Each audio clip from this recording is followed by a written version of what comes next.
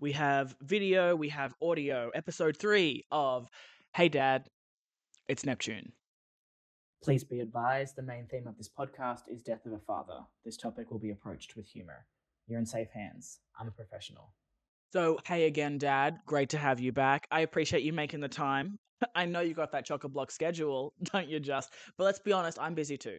All right, I have things on also. Yeah, and Daisy, ooh, you wouldn't believe it. She had to carve out time for this, actually. She's very busy, yeah? She has several businesses, all right? She has 3 businesses, in fact. She makes cupcakes and sells them to children. Always a lucrative market, selling to children, absolutely.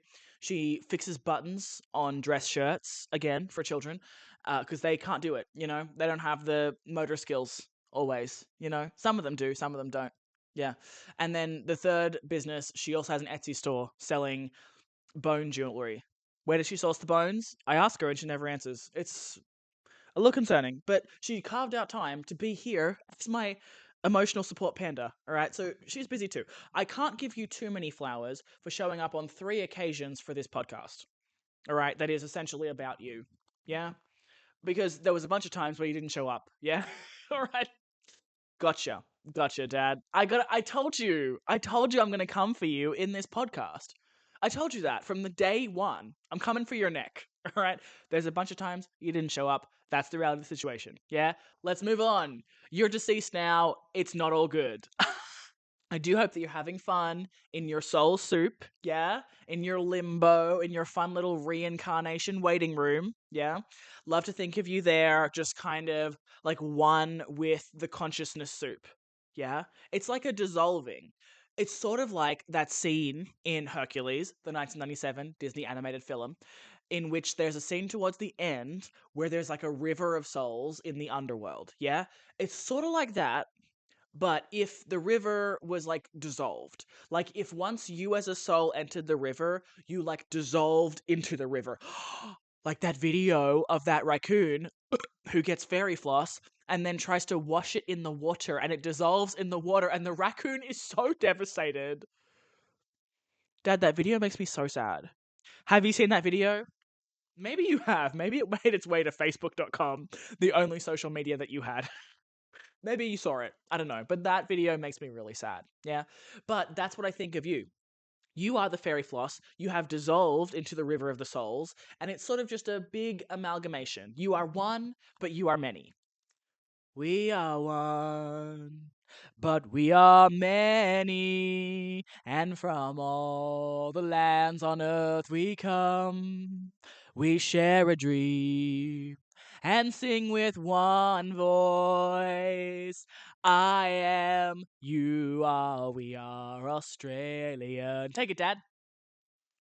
I don't know the second verse either, so that's fair. It's fair enough. Um, I like that song. I think that song should be the national anthem. What? I think it should be. Do we still have Advance Australia Fair? I remember there was some discourse a couple of years ago about it should be Waltzing Matilda. I don't know if they changed it because I don't hear the national anthem like ever.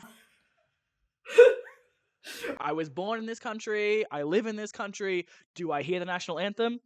Absolutely not. Do I know if it's Waltzing Matilda? No. It could be Advance Australia Fair. It could be Waltzing Matilda. It should be that song. I am, you are, we are Australian. It's probably called We Are Australian. I don't know who does it. I don't know how old it is. Okay. I learnt it in primary school. And like BODMAS and bullying, it's absolutely locked in there. Yeah?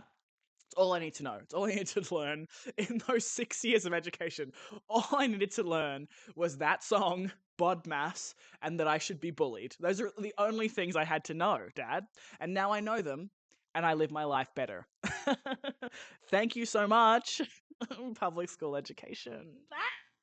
I'm pretty sure a private school wouldn't have been any better. Probably would have been a lot worse for me. I'm sure I would have been bullied way harder, and it wouldn't have been worth it anyway, because I'm not doing anything that required like what are we talking about? We're already off topic. Okay.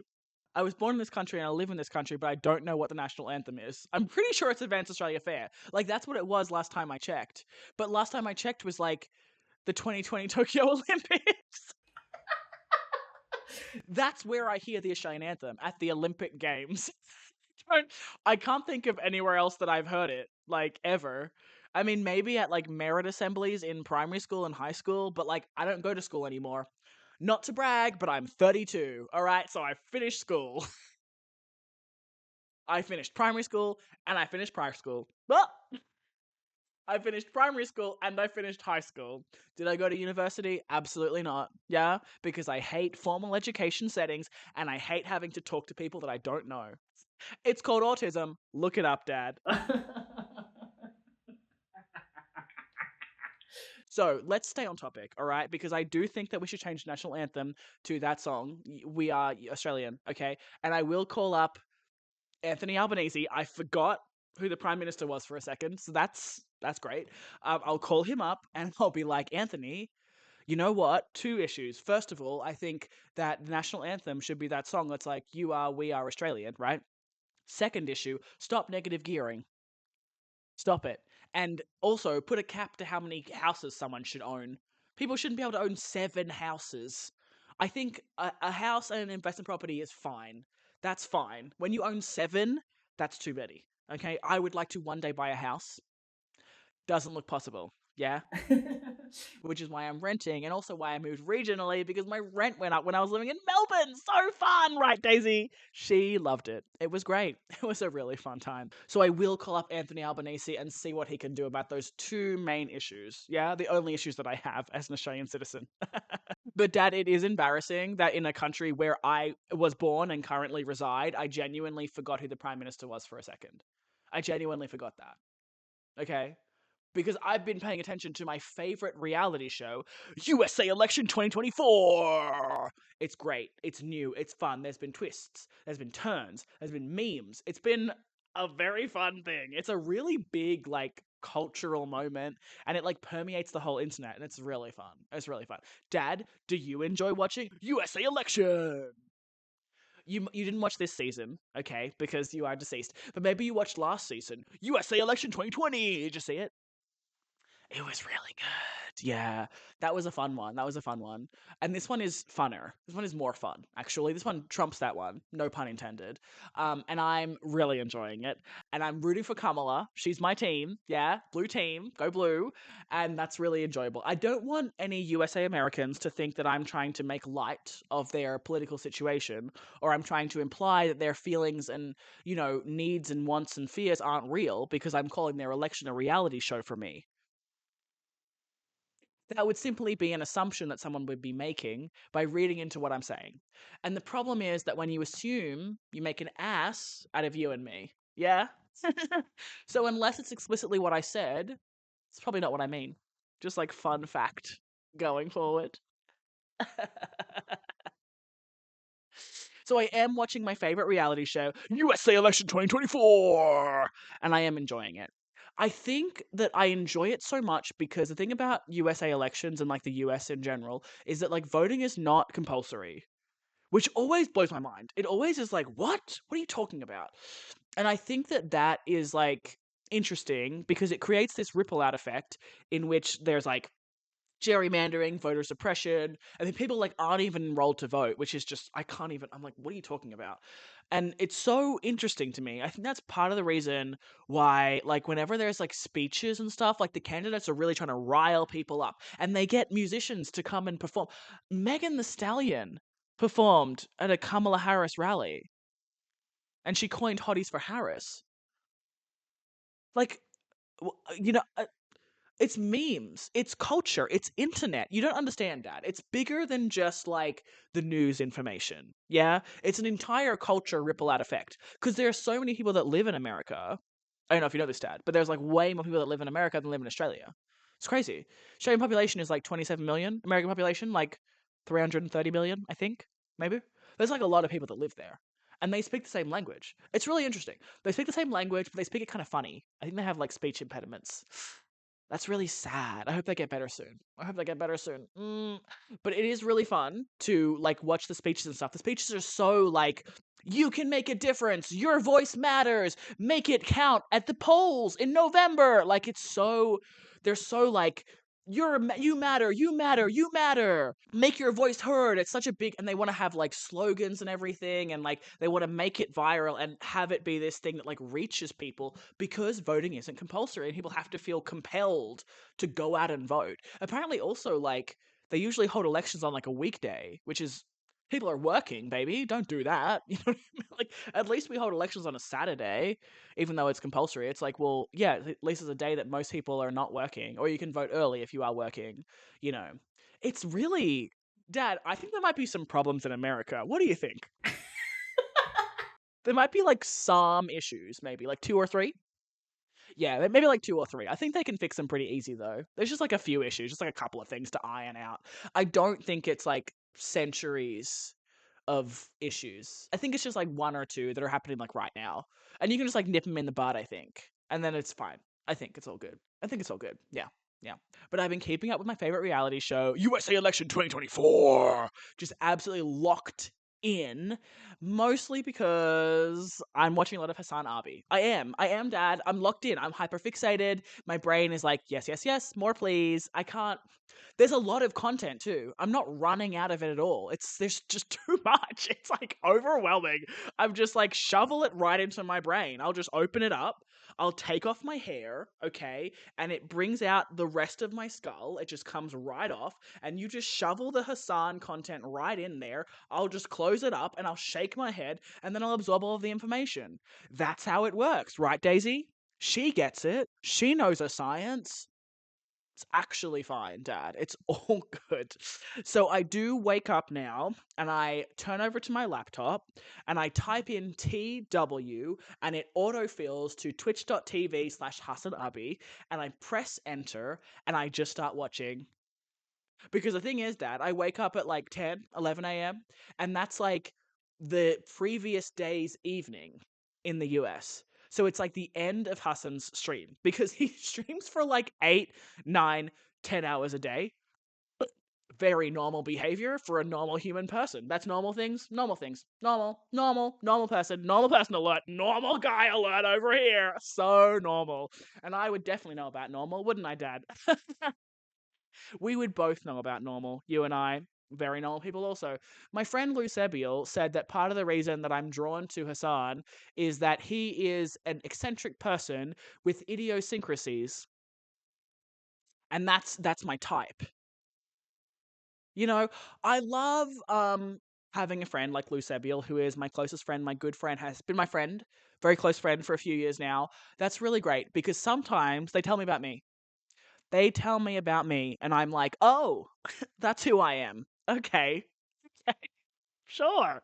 I think that's good. I think eccentricities and idiosyncrasies I think are good. I think. What do you think, Dad? I think they're good. Yeah. I think it's because I'm autistic and I can't be around people that are normal. Because I don't like them. They make me uncomfortable. You know? I'm like, why aren't you crazy?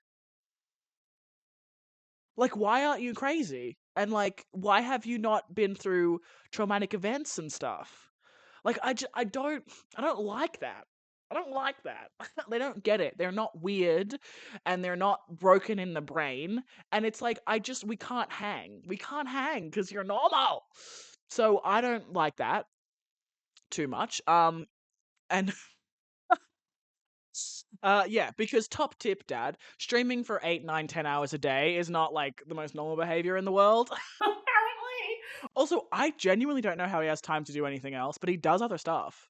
And I know about this because he talks about it on like the Fear and podcast, all right? This is information that he's freely giving me. I'm not going on like websites and like mining them for information. I'm simply just watching content and there's so goddamn much and I'm watching it and I'm finding out new information. Asterisk, the Fear and podcast, I also horrified Lucebile with this because I just watch it in like a random order. There's no rhyme or reason. What happens is I click on an episode of Fear and the thing is they only have the number of the episode in the thumbnail. So it's only in the thumbnail. When I then watch the episode, it doesn't tell me anywhere in the title or in the description what number episode it is. So I don't know what number I'm up to. And so I just click on another random episode and I'm just watching them in some kind of random order. and I'm just completely chaotic with it. And I told my friend Lucevio this, and they like had to sit down. They were like horrified. They were horrified at the idea that I'm simply watching this in some kind of random chaotic order. I'm just like, yeah, that's fine, that's fine, that's fine. Just like no regard. My goodness. But it's also the reason why I realized, oh, I should number the episodes of this podcast. I should put it right at the beginning of the title, so that if people are ever stumbling across this podcast in like a year or something, they know which episode is which and what order it goes in. Just in case. I feel like there's going to be running jokes and stuff, so I feel like it's mostly that reason. I don't want people to be lost. But yes, I'm tuning into my favorite reality show, USA Election 2024, every single day upon waking up. Yeah, I wake up, I put on the Twitch. Someone gifted me a HasanAbi Twitch sub. They sent me a sub for free. I'm subscribed for 1 month for free. Someone like gifted me a sub. What does that mean, Dad? What do you think that means? Oh, you probably don't know what I'm talking about. Okay, so you know how I explained Twitch last time? Yeah? It's like if the news and the TV had a baby, all right, and anyone can do it, yeah? So, right, I'm watching HasanAbi, which is the screen name, not the person. HasanAbi is the screen name, Hassan Piker is the person, okay? Yeah, following? Yeah. So, I'm watching HasanAbi on Twitch, and then I guess I commented a couple of times in the chat. I don't know if this is how it works, but I did do that, and then next time I logged in, they were like, so-and-so has gifted you a sub. And I was like, is that because I like interacted? Maybe. I don't know how it works. I don't know how it works. I know how a subscription works in that I would buy a subscription. I would just like put in my bank details or whatever, and like it's $6 or however much money it is for a month, right? Kind of like, a streaming service. Although I don't know if you were tech savvy enough to use Netflix. Maybe you were still using Redbox. Dad, were you still using Redbox? I mean, you were a 69-year-old man. Nice. You were a 69-year-old man. Nice. So maybe you weren't using Netflix. You were just using Redbox. Dad, did you have a Netflix account? Okay, interesting. Questions. These are the real questions I want to ask you. I don't know if you were using streaming services or Redbox. That's what I want to know about you. Those are the burning questions, Dad. So I got gifted a sub, which is basically like if someone gave me their Netflix login for 1 month. Or it's like if someone, you know, um, gave me a DVD from Redbox or something. Or they paid for my Redbox DVDs for a month.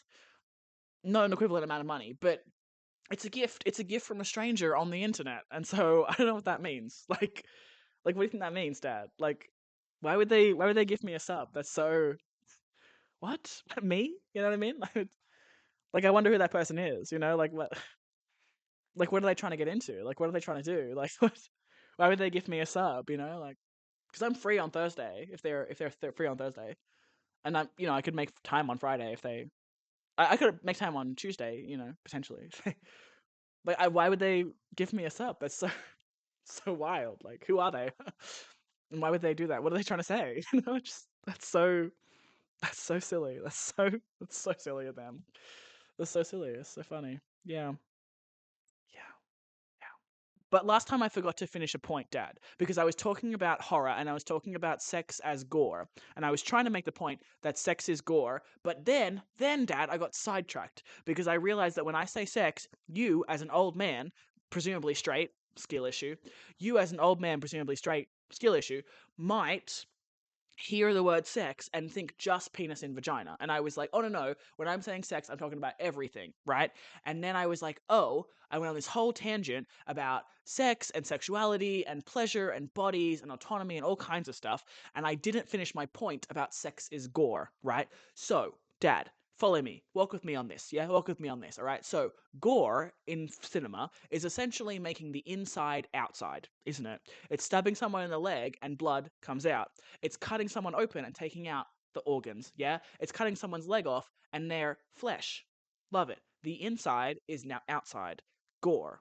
It's confronting the fact that we are merely flesh. We are merely humans. We are sacks of meat and nothing more. So you following me, Dad? Okay. Gore is bringing the inside outside and confronting the fact that we are just sacks of meat. Yeah? Following. We are fragile. And our human existence is impermanent. You following? You're in it? You get it. Yeah? And then sex is Gore, right? It is reminding us that the human experience is impermanent. It's reminding us that we are just sacks of meat, that we just touch certain parts of ourselves and it feels good. And it's also bringing the inside outside. Yeah? Because we can use parts of our body to penetrate other people's bodies. They can use parts of their body to penetrate our body. Right? And we're also using parts of our body in a way that they don't usually get used. We're using our mouth in unusual ways, our hands in unusual ways, our genitals in unusual ways, and you might be like, what are you talking about? But if you think about it, most of the time, our genitals are being used to expel waste from our body. Yeah? Even if it's like 25% of the time we use them for pleasure, most of the time we use them to expel waste from our body. That's like what they do. Like, as a default. That's like their main function. And then we can also use them for pleasure. Even our skin is something that is used to protect us. It is the largest organ in the human body. It is used to protect our insides from the outside and keep us chugging along. And that is something that is part of sex. The touching, the caressing, the skin to skin, body to body, the closeness of it, the breathing on someone's neck, the caressing of someone's earlobe, the biting of someone's nose. It's sex. We all get it. We're following. We get it, right? So that's the thing. Sex is Gore because it is exposing to and reframing parts of our bodies, which is essentially what Gore is. It's reminding us that we're just flesh sacks. And it's also the limit of the human experience. And I would argue that sex, in a lot of ways, is the limit of the human experience. Le petit mort, for example. Orgasms being the little death and being something that reminds us that we will die. It's just, you know exactly what I'm talking about. You following, Dad? Yeah, you get it. You know what I'm talking about. You get it. You get it. So I didn't finish that point last time, and I had to put it in this time because it's important, Dad. If we're going to have these conversations, we better bloody well have them. Am I right? I'm always right. I'm always right. What are my qualifications? I'm autistic. I don't need any other qualifications. Being autistic automatically makes me a statistician, a scientist, and a physicist. Doesn't make sense? Think about it. Look it up. Also, the thing about our bodies being just sacks of meat, that reminds me of necrophony, necrophony. What's it called? The word is necrophagy, Dad, right? So you know Uruguayan Air Force Flight 571, how it crash landed into the Andes in October in 1972, right? So I watched a movie about that called The Society of the Snow. I had a boy over, and he was like, do you want to watch a movie? So we watched that movie, and then after the movie, I was like, so you want to do more of that sex? Because, Dad, you know what I mean? If you're going to show me a movie in which the people are eating the other people, you can't expect me to not be a little bit like, so how about more of that sex? I'm just saying. That's all I'm saying. Okay, I don't want any points on that. I'm not going to ask any questions about that. Okay, I feel like it makes a lot of sense, right?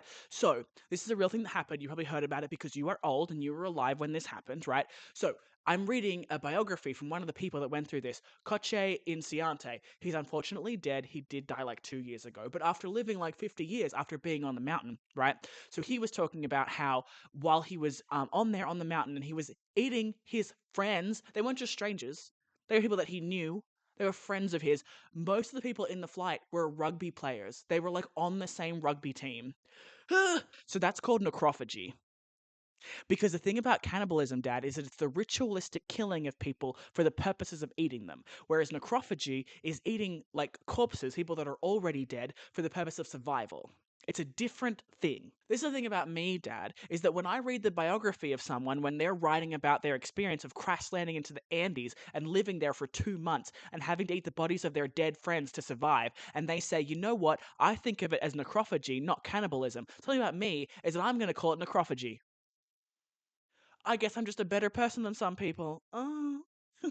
So I watched this movie called Society of the Snow, which is about everything that happens, right? And it's actually in Spanish, and it's actually made by South American people, and they actually consulted with the survivors, whereas there's been other films where they've done it like the story of the survival, and they haven't actually consulted the people that were there, which I'm like, why would you do that? Those people are still alive, and they want to tell their own stories. Hello, right? Anyway, so I watched this one. It's called The Society of the Snow. So good. It was so good. And the thing about it, Dad, is that the actors in the movie, they actually starved themselves. They filmed the movie in chronological order so that the actors could starve themselves and get thin and frail, like they were dying. Acting. Acting. And the thing about actors that I don't get, Dad, is like, why would you turn your praise kink into your whole career? Am I right? This guy gets it, right? So obviously I watched this film, The Society of the Snow, and I was like, tell me more about that, right? So then I go to the library and I'm like, do you have any biographies by any of these people? Because I have to know more about it and I have to know how accurate the film was, right? So then I check out Coche Inciante's The Memories of the Andes, right? Which is his biography about it that he wrote in like, oh, I don't know, the last couple of years, and then he died like 2 years ago, but he lived like 50 years, right? After everything that happened. And there's this bit in the book where he talks about doing therapy on the mountain so they didn't need therapy when they came back down. So he like didn't do any therapy after living on a mountain for 2 months, living in the crashed like fuselage of the plane, right? Surrounded by dead bodies and then eating those dead bodies for survival. Friends, people he knew, right? Waiting to be rescued, thinking they were going to die there. He's like, yeah, we did the therapy on the mountain. We didn't need any therapy when we came back. Okay. I mean, I wasn't there, so I don't know. But all right. Sure. Also, Dad, this is the thing, right? In the movie and in this biography that I'm reading, they're talking about how there was so much back and forth about whether or not they should eat the bodies. I think eat the bodies. I wasn't there. I wasn't there, and I'm not someone who was like 20 in 1972, who was raised in a Catholic country, who like might have felt some kind of way about eating the meat of another human being while starving in the Andes. That's not an experience that I've had, Dad. But I'm telling you right now, I would be like, we should eat those people, like immediately. The way that'd be like no hesitation. The way I'd just be like, anyone else gonna eat these people? Anyone else gonna eat this or just me? The way I'm just eating. I'm just eating. I'm just eating it right away. Like, are you kidding? I would eat my colleagues. I would eat my friends. I would eat my team people. I'd eat, I'm alive. You're not gonna come back to life. The thing, look, it's not that I don't have any respect for like the dead. It's just that, as discussed, I believe in like a level of reincarnation. I mean, what's more reincarnation than me literally ingesting someone's body and them living through me? Riddle me that, Dad. Exactly. Yeah, exactly. All right. So if it's you and me on that mountain and you're dead, I'm eating you right up. Nom nom nom nom nom nom nom. I'm eating you right up, Dad. I'm doing it. What are you gonna do about it? Nothing, because you're deceased. Yeah? And I'm not trying to make this like too big of a joke, all right? I'm being real. The way that I would eat people, the way that I would. And I wouldn't wait that long. I really wouldn't. I'd be like, well, we're on the side of a mountain. You know what I'm saying? There's no grass. There's no like wild berries. There's no leaves or anything. They ate the shoelaces and the cigarettes. Like there's nothing to eat. There's not going to be like an Arctic fox that comes along, and even if it does, one fox for like 19 people, it's not enough food. It's not going to work, you know? And it's like this person's already dead. And I feel like people might be hearing this and being like, Neptune, you have no respect for the dead. I have respect for the dead, I do. But also, it's like this is a life or death situation. I'm about to also be dead unless I eat this person who's already dead. And the thing about it is, right, as I've mentioned, I believe in some level of a soul and some level of like soul reincarnation, personally. So as far as I'm concerned, once someone's dead, that's a sack of meat. That's just a sack of meat. It is, and it's tragic and it's horrible, obviously. And like, I can't even imagine the psychological experience of literally having sat next to someone in a plane, and then a couple of days later you're eating them. Like, I can't even. That sounds really horrible. It sounds like really, really difficult. But I also think my brain would be in fight or flight mode, so I wouldn't consider the morality in the same way that I would just here as like a thought experiment. Like, I think it's really cute to sit here and be like, oh, I could never do that. But no, I would. I would. I would eat people to survive. I would absolutely do that, which is so funny because the way that I've been like, you know what? I'm going to exit from like the slightest inconvenience, yeah? And yet, in this hypothetical scenario, I'm going to save myself by eating other people. Does it make any sense? No. What do you think, Dad?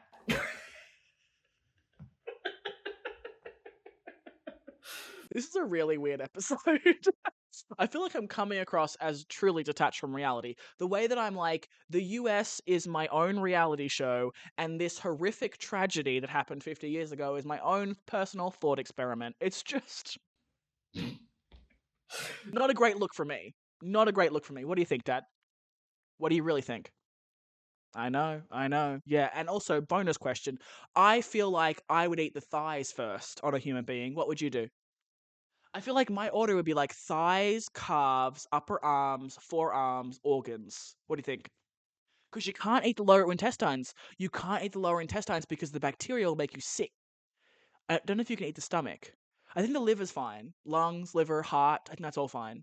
I have always wondered if I like eat an animal's eyeball and I bite into it, does it pop like a cherry tomato? I'm sure I can test that out somewhere.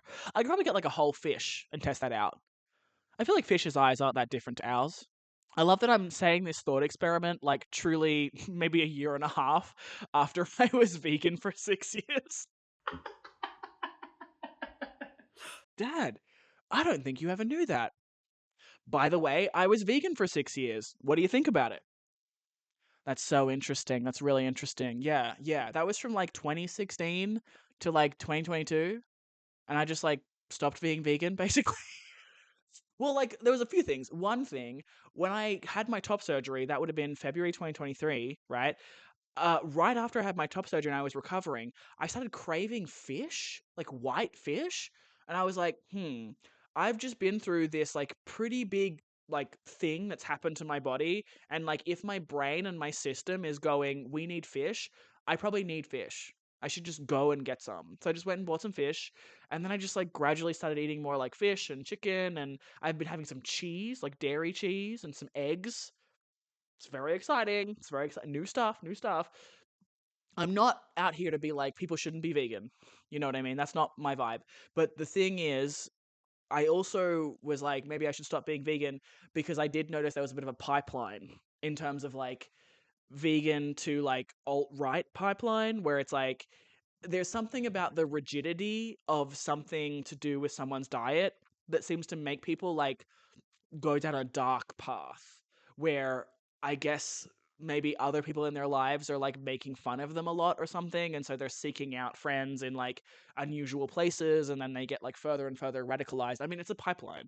I mean, as discussed, I had a very close friend who like went down a conspiracy rabbit hole situation, so during COVID. So it's like it can happen to people. It can happen to people for real. And so when I saw this, there was a very real like vegan to alt-right pipeline. I was just like, oh, maybe I should just like occasionally have animal products because maybe the rigidity of like never having like this list of things is something that could be exploited by someone at some point. It's a bit dark. It's a bit intense. Ooh, okay. Let's lighten the mood, Dad. This podcast is brought to you by me. I have some upcoming lineup gigs. I'll be at the Butthole 17th of August, Horror Excellence 23rd and 24th of August. Those are lineup shows in which I'm doing a spot and other people are performing as well, and they're all at the Butterfly Club. In October, I'll be part of something called Temple of Desire. I am the narrator, and it is a dance piece exploring queerness, desire, gender through classical Indian dance. It's a very beautiful piece, and I'm very excited to be part of it. So that's Temple of Desire. It is the 4th and 5th of October at the Malt House. And also I have my novellas. We have Where the Pink Meets the Blue, Businessman Yowie with Feelings. We have Under a Summer Sky in January, Sapphic Teen Love Triangle. And we have We Used to Hold Hands All the Time, Love Story of Childhood Friends Reunited. 3 queer novellas written by me, a queer author. There is content notes and free samples on my website, so you can try before you buy. And any updates about gigs and upcoming shows will be on my website and or social media. Definitely Instagram is the best place for that. Thank you so much for checking out this podcast in its early days. I said it before, but it bears repeating. I can't believe that anyone would watch it. It's so cool. It's so fun. It's so exciting. And I really appreciate your likes and comments and feedback. And if you have any feedback, comments, etc., please leave them on YouTube. It's so exciting to see people's thoughts on the podcast. And we'll get back to it right now. Rip my dad. The body thing kind of got me thinking. I forgot to ask during the beauty standard section last episode, what are your thoughts on body hair? Because I would kind of think that for you, as someone who was born in 1952 and therefore like young and spry in the 70s, I'm sure it would have been a bit like free love, full bush, fertilize. Okay. I don't know why I went with fertilize. I don't want to think about you ejaculating into my mother. And why did I have to say it out loud? Because I'm autistic and I can't not. That's why. That's why. It was right there in my brain and I was like, gotta say it. Gotta say it. If I don't say it, I'm lying. Fun. So fun. So fun. So, yeah, Dad, I'm wondering what you're thinking about body hair. I have a memory of seeing you naked when I was a kid, like accidentally, like walking into the bathroom and you're like drying off after the shower. And I was a little kid, so I remember just being like, whoa, there's like stuff under my dad's clothes. Like, I was such a little kid. I was like maybe 5, and I was just like, and I was sort of shocked. Not shocked, like traumatized. There was already stuff that my mother had done that had traumatized me by then. But I was shocked, kind of like I went to drink water and it was colder than I expected. Not I went to drink water and it was boiling hot, so it burnt my esophagus. It was just like a bit of a shock to my system. I was just like, whoa, I hadn't considered before that you had like a body under your clothes. Because I was a kid. And so I remember being like, whoa. And so I think you had body hair, but also you have like curlier hair. You have like coily hair. So maybe it looks different on you. And I do remember that you had a beard. So maybe, yeah, maybe you were a beard, armpits, bush, all that stuff. Is that accurate, Dad? Is that pretty accurate?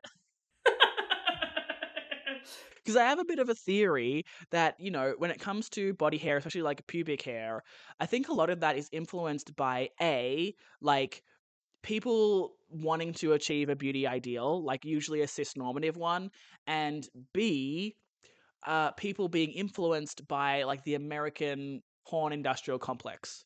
Thoughts? Because I have a theory, Dad, so I want to know what you think about this, right? I have a theory that basically some porn director at some point was like, oh, if I get the actors to remove all their pubic hair, we get a clearer shot of the penis going into the vagina, which is like a very important shot that we have to get for the straight sex. We've got to make sure we're showing that. People can see it. It's very important, right? So then, because some porn director made that choice and they got a clearer shot of the penis going into the vagina, a bunch of other people were like, oh, that makes a clearer shot. That's important. Let's get that going. And then basically that permeated out into the porn industry, and then people are consuming that, they're seeing that, and they're like, oh, that must be the norm. That must be what someone is supposed to do if they're like presenting themselves to me and being like, shall we have sex, my lord? So what do you think? Yes or no? Yes, absolutely. Thank you for agreeing with me and, of course, confirming my bias. That's my favorite bias, confirmation bias. I love it so much. Second only to my favorite other bias, recency bias. Just learned about that and I absolutely love it. What do you think, Dad? Yeah, exactly. And I bring up the body hair stuff because I was listening to the Figure and podcast. Basically just a Fear and podcast recap right now. Because there was an episode where Hassan Piker, Will Neff, Austin Show, and QT Cinderella were all discussing body hair, which I think like pubic hair coded as body hair. I think that was kind of what was going on. When I think of body hair, I think of everything, but I think maybe this was just specifically about pubic hair. And basically all of them, to some extent, were like, yeah, I would prefer to shave, I shave, and I prefer if my partner shaves, which I think is so interesting. I mean, they're all around my age, and I truly think that that is like the influence of A, the American porn industrial complex, and B, like cis-normative beauty standards. Because to my what I think is that they're all like relatively monosexual, which I think that that's kind of like the problem, right? I'm over here being queer. I'm over here like doing an affront to God with my gender. And I feel like there is a real sense of freedom that comes with that, where I'm just like, there is no standard for me. There is no non binary beauty standard. I can be whatever I want to be. And I'm also someone who's like not white and never been white. They're all white, just like sidetrack, right? And so there's also a sense that like I will never be the beauty ideal because I'm not white. And if I am any kind of beauty ideal, then that is really just a white lens on the fact that I am brown, but I'm like very light skinned, and I have features that like don't necessarily read as like POC, or they do through like a lens of fetishization.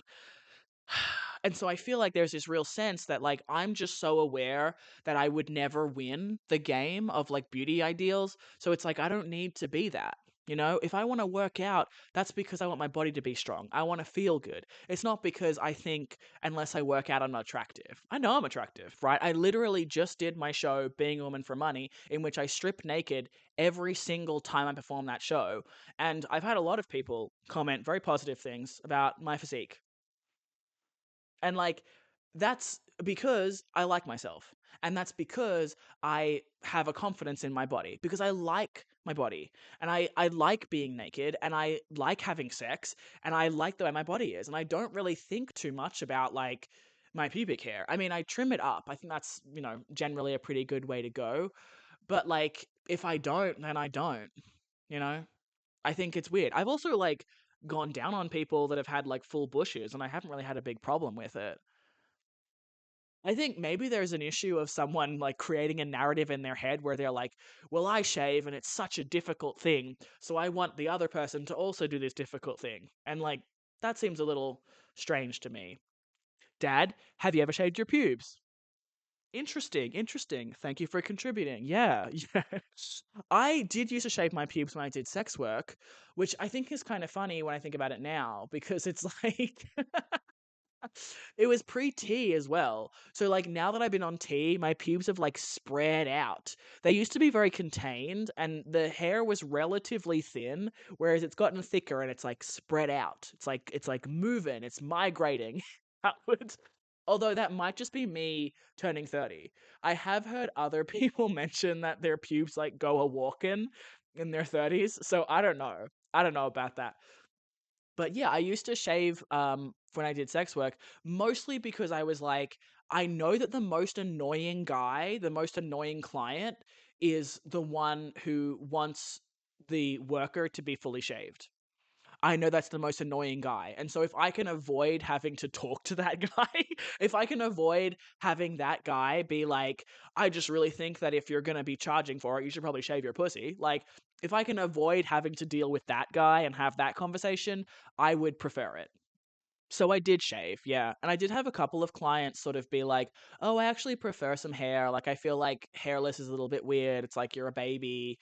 So fair, very fair. That's something that I feel. I don't really like when someone is shaved. It feels a little bit prepubescent for me. Like, I don't really understand it because I'm like, but you're a grown up, and I just feel like trimming is fine. I feel like trimming one's pubic hair is like sort of the equivalent of like cutting one's nails. It's like something you need to do like once a week, once every 2 weeks, just kind of a little bit of maintenance, and like it's not something that's gonna like draw a lot of blood. Where it's like shaving, I just remember I used to get ingrowns and I would like cut myself, and I had to like be careful not to get razor burn and stuff like that. And like I don't know, maybe I should have been paying for waxes or something, I don't know. But it's just something where it's like it's a very delicate area. I think it's a little bit concerning that it's really like the norm for a lot of people to be shaving. That just like concerns me a little bit. People can do whatever they want, but I'm just a little concerned about that. And especially because it's like when I was doing sex work, my body was my job. It's like being an athlete. An athlete gets a knee injury, they can't make the championship. I cut myself shaving, I can't go to work. Not just because I'm bleeding, but because like the friction, everything could make it worse, because someone might have a skin rash and that might get in there. There's like a bunch of other factors to it. That's the thing. I feel like it is really funny. I think I had someone say something along the lines of like, "Yeah, I just hope you're being safe in terms of me doing sex work." I think that person like fully had brain damage. What a strange thing to say. Like, if you don't know about whether or not there's laws about using condoms, maybe just ask that. Maybe don't offer unsolicited advice. It's like, why are you stupid? Like, what? I look, something about me, Dad, is I'm not gonna do a job if it's illegal. Whoa, whoa, so uppity. Something about me, Dad. I'm not gonna do a job if it's illegal. What do you think? That's what I'm saying. Maybe just do jobs that are illegal. That's what I think. And sex work is legal in Victoria and New South Wales, which are the two states in which I worked. And it's like, something about me is I don't really understand why I would do a job that's illegal. That's not. that doesn't like appeal to me personally. Probably because I'm like terrified of like getting into trouble. It scares me a lot. But yeah, also it's like there are laws around using condoms. Why wouldn't there be? It's a job in which my body is my job. If I get a cold, I can't work, let alone an STI. It's like there is a level of care. There's a duty of care because if you get something from the brothel, like that's going to reflect badly on the brothel. It's like when I was working at McDonald's, I couldn't work there with a cold, could I? Because if I sneeze on someone's fries and they get sick, they're going to sue the McDonald's. Hello? It's like can't be doing that. It's a duty of care. You get it. You get duty of care, don't you, Dad? See, you're an electrician. You get duty of care. You have to do your job, otherwise people might die. Although I have been thinking about going back to sex work. I do kind of miss it. There's something really fun about it. I think it's just nice to provide something for people that they really need. You know? Like, at the end of the day, like, we are humans and we do crave, like, skin to skin, and we do crave closeness and kissing and caressing, and we crave things that make us feel desired and wanted and seen. I mean, yeah, there was a lot of times when I could really tell, and people, often would share stories and stuff, but I could really tell that it was something that people really needed. And it's like, it doesn't weird me out. I don't think sex is a big deal at all. So it's just like, if it's something that I'm very happy to provide, and it's something that people need, then sure. It's just that now, because I'm like out, non-binary, top surgery, testosterone, all that kind of stuff, like I'm a niche within a niche. And it's just like, a little harder and everything. And I'm kind of lazy, so it would be more admin. So I'm like, I don't know if I want to do admin. Ugh, ugh. But yeah, I wouldn't mind going back to it. I will say, like, going back to the porn thing, I have always been a bit like skittish about doing any kind of on-camera work, which I think is really interesting because technically it's like a safer environment sexually because like there's way more restrictions on like sexual safety and everything. And there's way more regulations about how often to be tested and making sure you can bring in your medical certificate and all that kind of stuff. And like there's a smaller group of people that someone is having contact with, so it's safer in a lot of ways, and like I get that, but then I just can't stand the idea of someone being able to take my labor and like make money off it, like being able to like take my video from a paid site and like put it somewhere for free and like make money off it over there, and like I don't see any of that money. Like I don't like that. I don't like the thought of that at all. And so I feel like that's my main issue. What's your main issue with me doing porn, Dad? Yeah, yeah. I love pretending like I don't know what you would say. I'm pretending that. That's so funny. Because as previously established, you had a problem with me stripping. You were like, oh, I just don't think you should go there with those kind of men. The kind of men that go there, they say really bad things. Blah, blah, blah, blah, blah. Right? Right? Right? Hilarious. Very funny. I would truly have never consulted you in any kind of way. I didn't. I didn't consult you when I did sex work. I didn't consult you when I was doing like sugaring and escorting and stuff because like it's none of your business. Those are my jobs. I exist under capitalism. Like if I'm honest, if we're being honest on the podcast, right? Like I never really cared what you thought because I let go of that years and years ago. I let go of the idea that you might have an opinion about me, like stripping, doing sex work, doing live modeling. Like, I basically never thought about you for years until I heard that you died. And I was like, oh, right, okay. This is kind of a relief, but it's also kind of sad because I never really considered, like, how it would feel for you to be gone and for me to, like, regret not having had a relationship with you. I can't imagine what that would be like because I didn't have any kind of model to base that off of. It's the same with my mother. Like, yeah, I guess at least she provided pretty basic things. At least she like did the washing and the cooking and the cleaning, and she also worked too, Dad. You could have pulled up your sleeves and done a little bit of that, let's be honest. Half of it at least. Let's be honest, right? But at least she provided like certain things. Whereas you were just like not there, you know? You were just not there, Dad. Like, I tried to spend time with you, I tried to hang out with you, and, like, you never really wanted to hang out with me. Like, when I was a real little kid, I really tried. I really wanted to hang out with you all the time. And you were always, you wanted to be alone, or you were off doing other things, or whatever. And it's like, kids remember that kind of stuff. You can't expect me to be, like, getting pushed away from you consistently when I'm really, really little, and then want to have a relationship with you when I'm grown up. I just genuinely thought that you, like, never cared. Not in, like, a sad woe is me way, but just in a, like, that's my reality, I guess. Gotta accept it, not much else to do. And, like, I can't miss it, because I don't really know what it could look like. I don't know what it's like to have parents that would, like, support me. I genuinely don't know what that would be like. I never thought, growing up, that it was worth it to really speak into existence, like, I want to be a performer. I want to do these shows and I want to tour them around, and I want to write books, and I want to, like, I just never thought it was worth it to mention it to you, to mention it to my mother, to my sibling. I never thought that, like, any of you really cared, because you didn't show me. None of the others, no one really cared in any kind of way that I could understand. You never showed me that you would, like, actually support me, actually care. Not just, like, with money and stuff, but by, like, showing up, by bringing people to the show, by, like, helping me get the word out.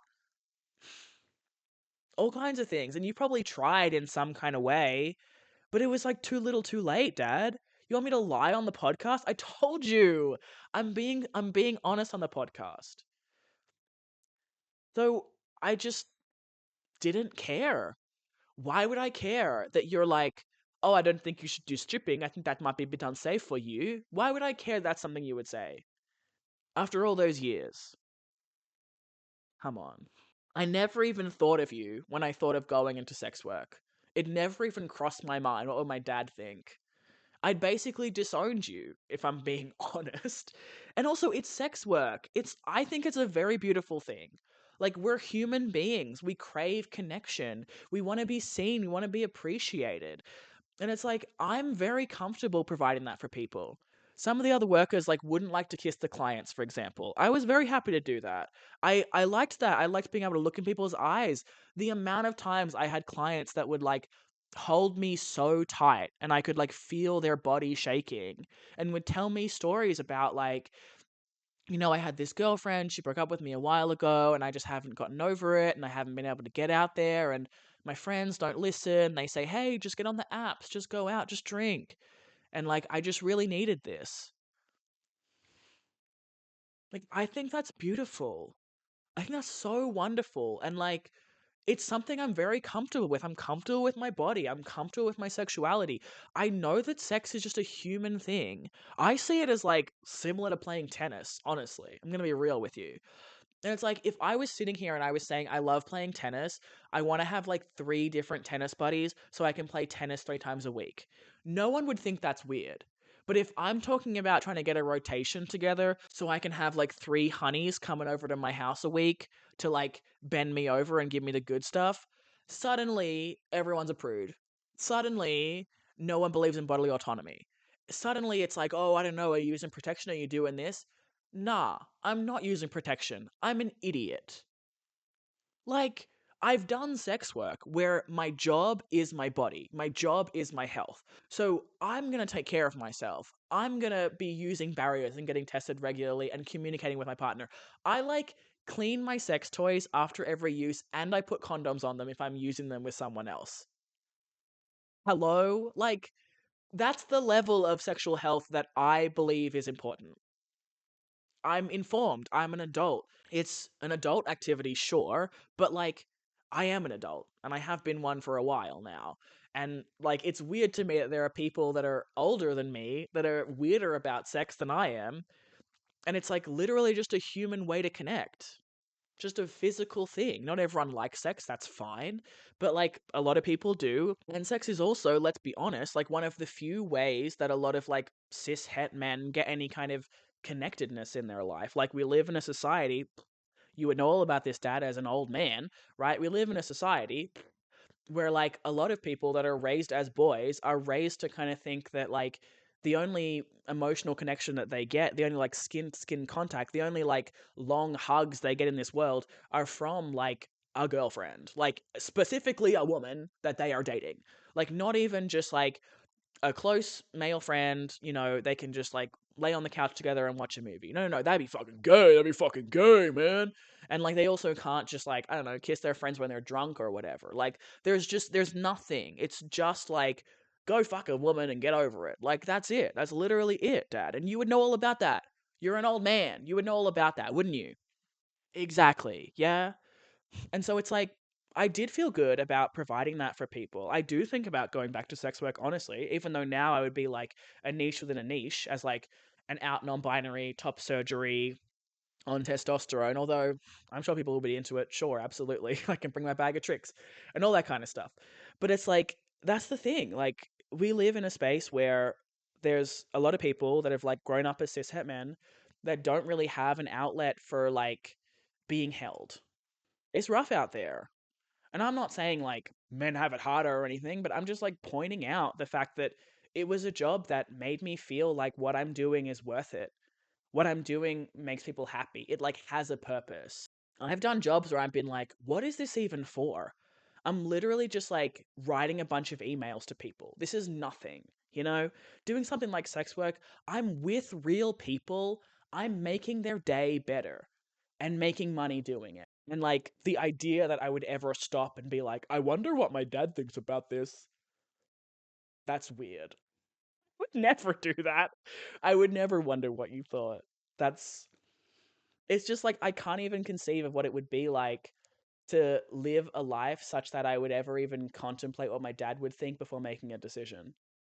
I like actually can't conceive of that. You were such a distant figure in my life that I don't even know where to begin to try to work out how it would feel to have had a close relationship with you such that I would ever think to like call you and tell you things, such that I would ever think to be like, damn, I gotta call my dad. He's gonna know what to do.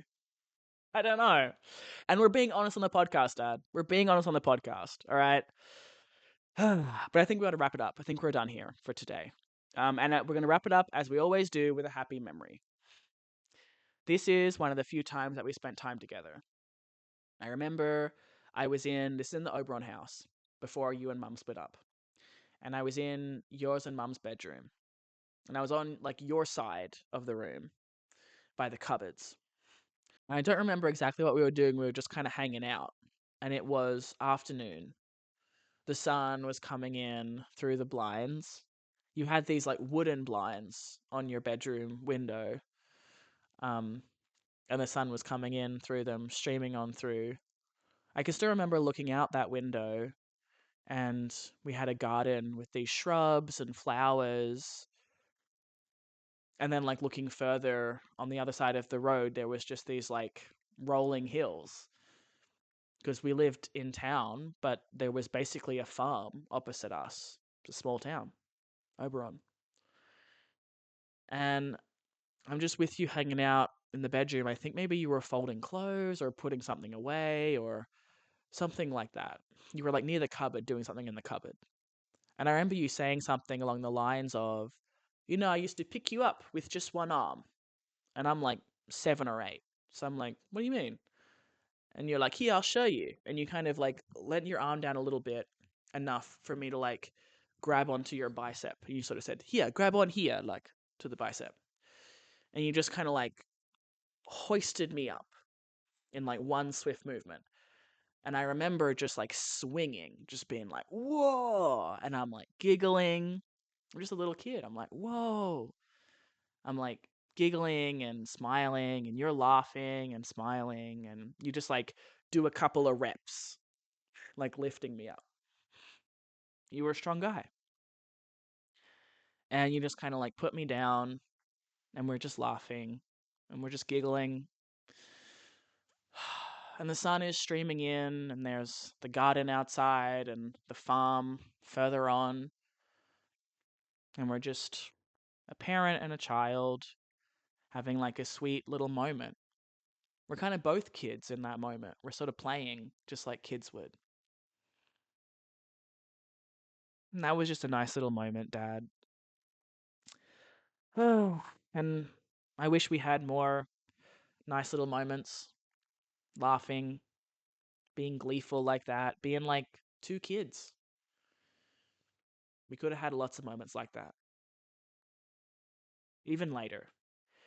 Even when we're both adults, big grown-ups. We could have had more moments like that. But we didn't, so I guess that's it again for another episode. So, bye, Dad. It's Neptune. And Daisy says bye too.